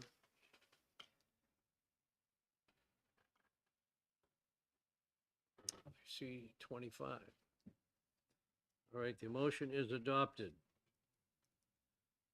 All right, for that amendment. Now, I will recognize Representative Hall if he wishes to introduce a second amendment. Thank you, Mr. Chairman. Yeah, I think it's worthwhile handing out Amendment 1316H. And it really was intended to address not increasing the budget in the next biennium by the $150,000 per year. I don't want to see that one contract be lumped into the baseline costs as they plan to deliver next year's budget.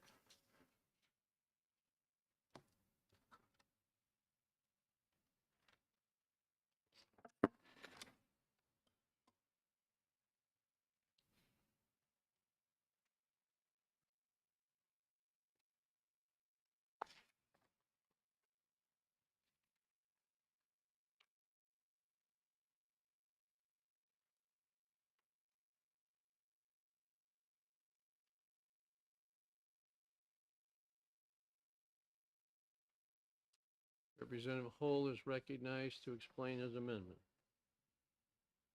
Thank you, Mr. Chairman.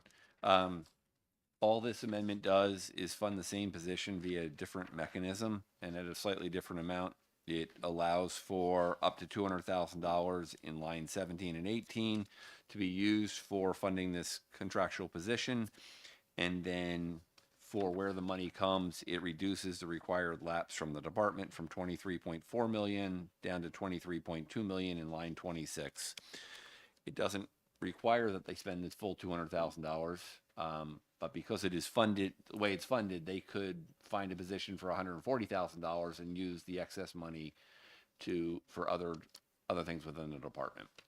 And it doesn't increase our spending going into the following biennium. Now, you have more text in your amendment than was in the previous one. Can you explain the difference?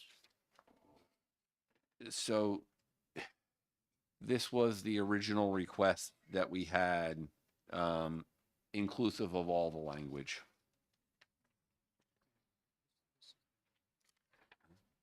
Representative McGuire?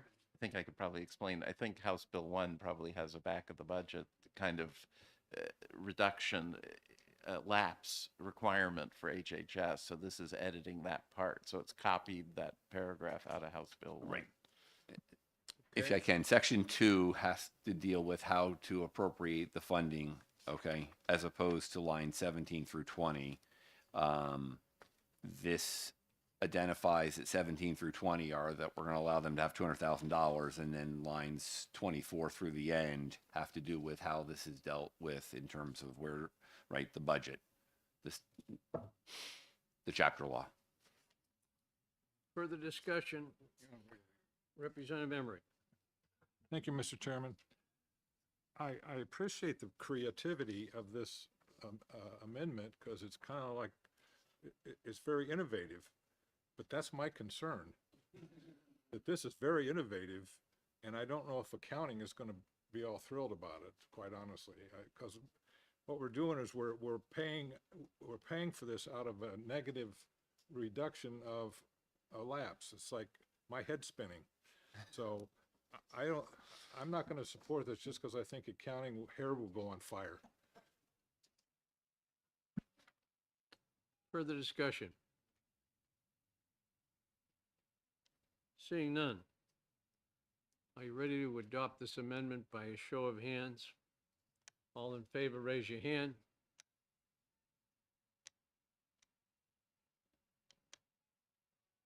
All opposed? All right, the amendment is not adopted. What's the count? It was like, there were 6 in favor. 6 to 19. Yeah.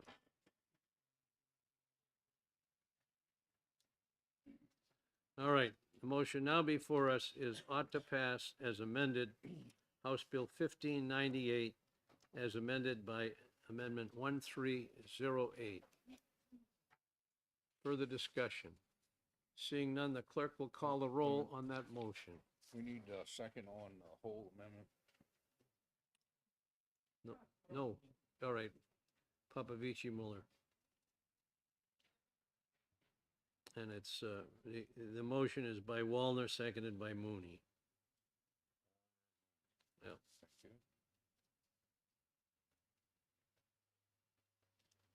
All right. And very good. Thank you, Mr. Chairman. Representative Mooney. Yes. Representative McGuire. Yes.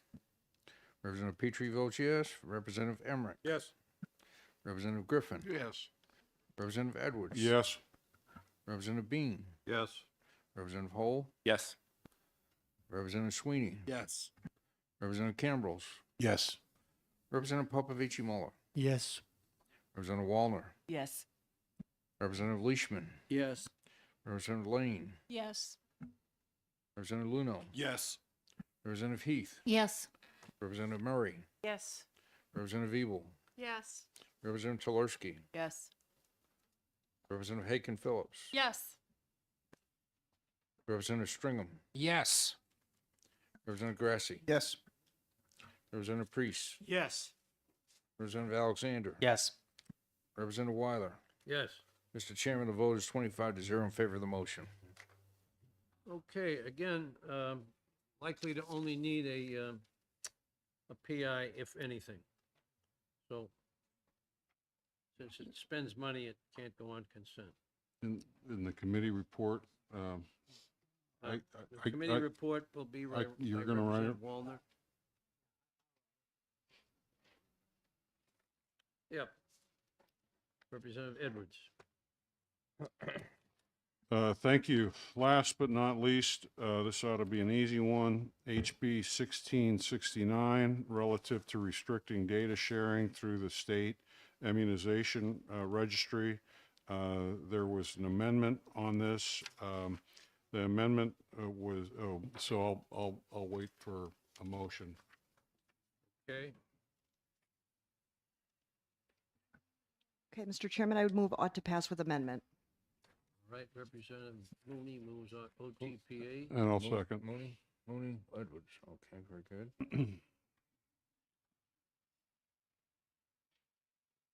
And the amendment before us is 1274. And Representative Mooney is recognized.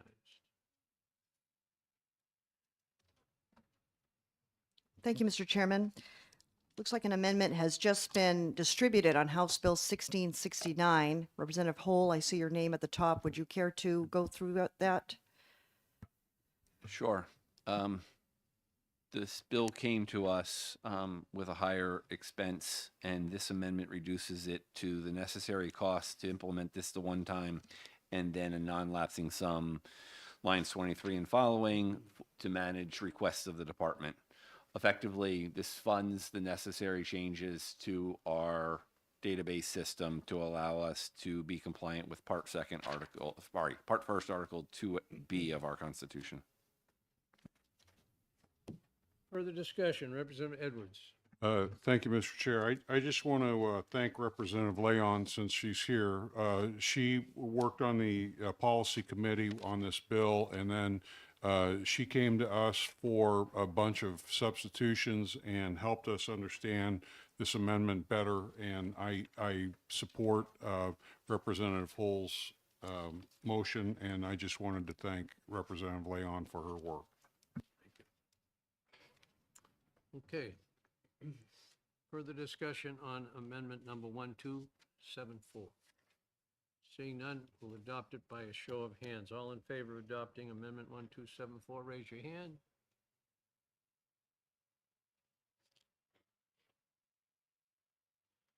Looks unanimous. Any opposed? 25 to nothing. Okay. The motion before us is ought to pass House Bill 1669 as amended by amendment number 1274. Further discussion on that motion? Seeing none, the clerk will call the roll on that motion of ought to pass as amended. Very good. Thank you, Mr. Chairman. Representative Mooney. Yes. Representative McGuire. Yes. Representative Petrie votes yes. Representative Emmerich. Yes. Representative Griffin. Yes. Representative Edwards. Yes. Representative Bean. Yes. Representative Hull. Yes. Representative Sweeney. Yes. Representative Cambrils. Yes. Representative Popovich Muller. Yes. Representative Wallner. Yes. Representative Leishman. Yes. Representative Lane. Yes. Representative Luno. Yes. Representative Heath. Yes. Representative Murray. Yes. Representative Evil. Yes. Representative Chelerski. Yes. Representative Stringham. Yes. Representative Skipped one. Representative Haken Phillips. I'm sorry. It's okay. Too fast. I vote yes. Thank you. Representative Grassi. Yes. Representative Priest. Yes. Representative Alexander. Yes. Representative Weiler. Yes. Mr. Chairman, the vote is 25 to 0 in favor of the motion. Okay, again, not likely to need an extensive report. Who do we have down for the report if needed? That, I want to see if Representative Hull wants to write it since it's his amendment, Sure. all right, again, and then be ready for the PI. yeah. Probably that's all you'll need, if any. I'm sure that the speaker will go through this on a voice vote without any debate. So, there's a lot of reports, both minority and majority. I'm not going to hang around today waiting until I get them all. If you send them to me in email, please send them also to Janet Clayman. And send both Janet Clayman and I, and I think you all know the emails to write them to. So we're not going to meet this Thursday, so we've got a little over a week to get ready for the calendar, which will be at a deadline for crossover. And so please get these reports in no later than tomorrow. We don't have anything on the schedule for tomorrow or Thursday or Friday. So lots of time to think about what we're going to have on before us on the 11th. It will be a very lengthy day. I don't know how many, these are all going to be second committee bills, which there's still quite a number other than our approximately 40 bills. Maybe it's 38 by now. But anyway, be ready for a long day. And hopefully short. If we don't have just PIs, don't go into a lengthy discussion. The history will show that it doesn't help you pass the bill. Make a few pithy points and leave it at that. Representative Edwards. Thank you, Mr. Chair. I just want to point out that I'll be out of state all next week, and Representative Mooney will be the acting chair and handle the floor stuff on the 11th. I won't be there. Putting us in peril. I thought I was being smart judging it after crossover. Well, all right. So she'll be able to handle the flow work, I know that. Mr. Chairman, do you know how many Senate bills are likely headed our way at all? I haven't seen a report at this point. When I have it, I'll send it out in an email. So, Mr. Chair, Rep- could I just ask that the Democrats meet in Division 2 room? right now, Yeah, just for a few minutes. very good. Thank you. So, yeah, let's keep the reports brief. The speech is brief, the report can be lengthier if people read it. And I appreciate all your work and enjoy the rest of the week. I've heard some rumors of a snowstorm. Has anybody heard that? Doesn't Is that coming tomorrow or Thursday? Not much during the day, picks up overnight, goes all the way through Thursday. All the way through Thursday. I'm glad we're not driving.